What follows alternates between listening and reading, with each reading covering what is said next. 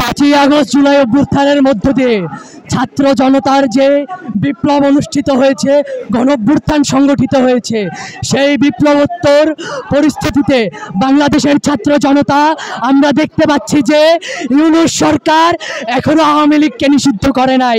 খনি আওয়ামী লীগকে এখনো বাংলাদেশের রাস্তায় মিছিল দিয়ে বেড়ায়, গোপনে জুলাই অভ্যুত্থানের যোদ্ধাদেরকে নিহত করার হুমকি দেয়, নিহত করে, ঘরে ঘরে মারে।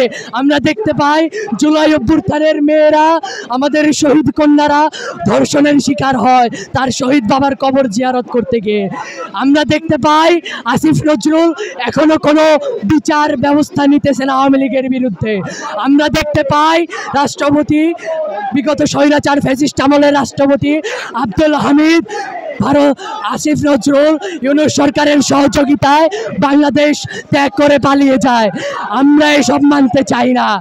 আমরা স্পষ্ট ভাষায় জানিয়ে দিতে চাই, বাংলাদেশের ছাত্র জনতা, বাংলাদেশের জেনজি জেনারেশন, তাদের দাবি একটাই, এই খুনি অবৈধ ফ্যাসিস্ট আওয়ামী লীগের বিচার চাই। শেখ হাসিনাকে দেশে ফিরিয়ে এনে ফাঁসির কাষ্ঠে ঝুলিয়ে তার ফাঁসি কার্যকর দেখতে চাই। আমরা দেখতে চাই আওয়ামী লীগকে নিষিদ্ধ করতে হবে, ছাত্রলীগকে সংবিধানের মাধ্যমে আওয়ামী লীগ, ছাত্রলীগ, যুবলীগ সহ অন্যান্য সহযোগী সংগঠনকে নিষিদ্ধ করতে হবে। আনিসুল হক, ওবায়দুল কাদের, আসাদুজ্জামান খাল কামাল সহ যারা ছিল তাদেরকে দেশে ফিরিয়ে এনে তাদেরকে ফাঁসির কাষ্ঠে ঝুলিয়ে তাদের ফাঁসি কার্যকর করতে হবে। অন্যথায় বাংলাদেশের ছাত্র জনতা এই অবৈধ কোনো দাবির সাথে একাত্মতা পোষণ করবে না।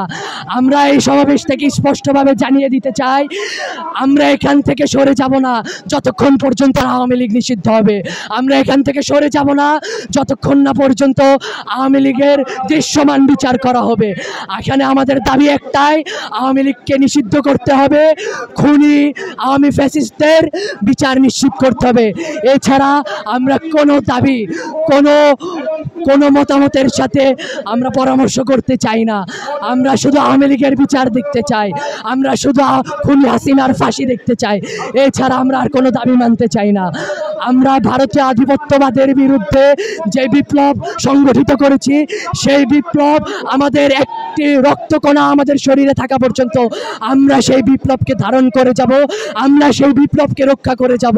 আমাদের জুলাই যোদ্ধাদের একজনের গায়েও যদি কোনো আঁচড় দেওয়ার চেষ্টা করে, আমরা বাংলাদেশ ঐক্যবদ্ধ হয়ে সেই খুনিদের বিরুদ্ধে প্রতিহত করব। এই বলে আমি আমার বক্তব্য শেষ করছি।